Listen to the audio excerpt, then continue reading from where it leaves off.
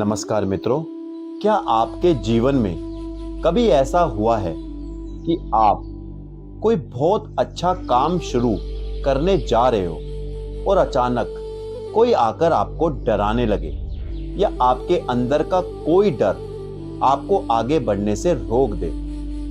हम सब अपनी जिंदगी में सुख, शांति और सफलता के मीठे फल खाना चाहते हैं, लेकिन हमारे और उन मीठे फलों के बीच एक राक्षस खड़ा है। आज से हजारों साल पहले भगवान श्री कृष्ण और बलराम जी ने ठीक इसी समस्या का समाधान किया था, धेनुकासुर का वध करके।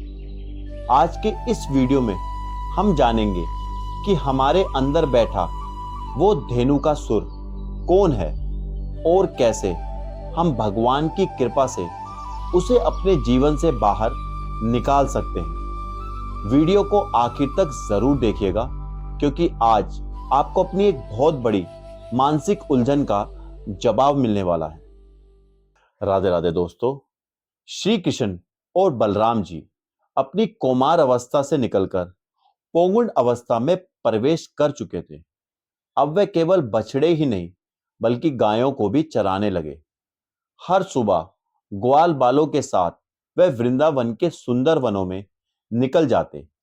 वृंदावन का प्रत्येक वृक्ष, प्रत्येक लता और प्रत्येक पुष्प मानो भगवान के स्वागत के लिए ही खिले रहते थे।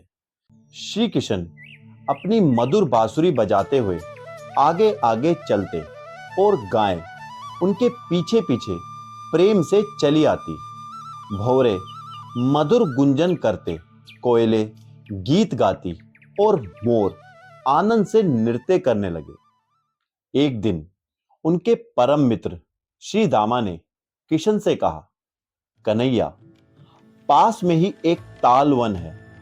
वहां ताड़ के पेड़ों पर इतने रसीले और मीठे फल लगे हैं कि उनकी खुशबू यहां तक आ रही है, लेकिन समस्या यह है कि वहां कोई जा नहीं सकता।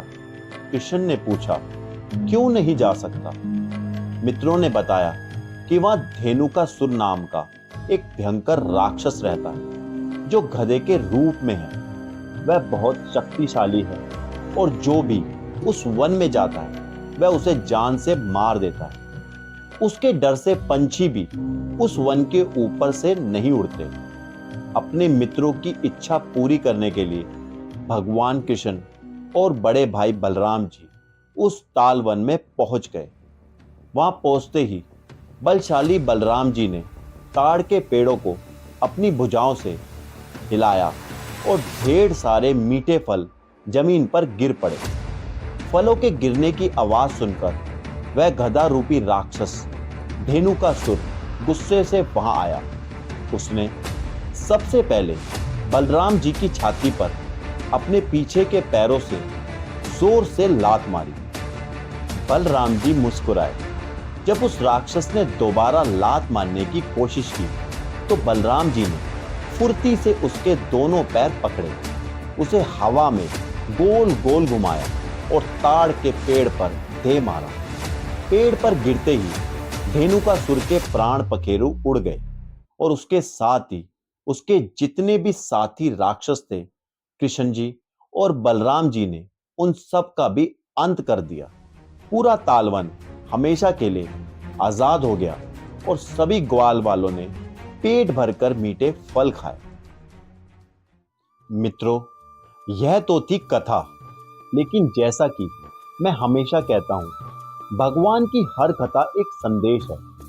अब गौर से सोचिए, धेनुकासुर का रूप क्या था? एक गधा। शास्त्रों में गधे को अज्ञानता और मूर्खता का प्रतीक माना गया है। गधा बिना सोचे समझे सिर्फ बोझ ढोता है। धेनुकासुर हमारे भीतर बैठा वही अज्ञान और भय है। तालवन के मीठे फल क्या है?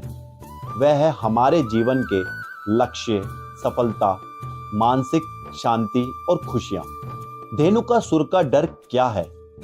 जब भी आप कोई नया काम शुरू करते हैं, जैसे कोई बिजनेस, पढ़ाई या कोई नया बदलाव, तो आपके अंदर का अज्ञान आपको डराता है।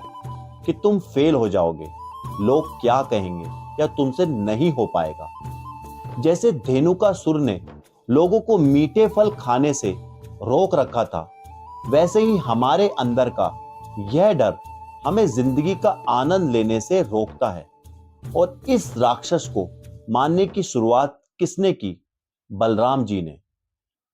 अध्यात्म में बलराम जी को गुरु तत्व या आत्मबल माना गया है। जब तक आपके भीतर आत्मबल और सही ज्ञान नहीं होगा, तब तक आप इस डर रूपी गधे को लात नहीं मार पाएंगे। तो आज से जब भी आपके जीवन में कोई डर या अज्ञान आपको आगे बढ़ने से रोके, तो समझ जाना कि धेनु का सुर आ गया है। उसे अपने आत्मबल से उठाइए और दूर फेंक दीजिए। दोस्तों, अगर यह वीडियो अच्छी लगी हो तो चैनल को सब्सक्राइब जरूर करें, ताकि हम आगे भी भागवत के ऐसे ही अनमोल मोतियों को आपके जीवन में उतार सकें। जय श्री कृष्ण।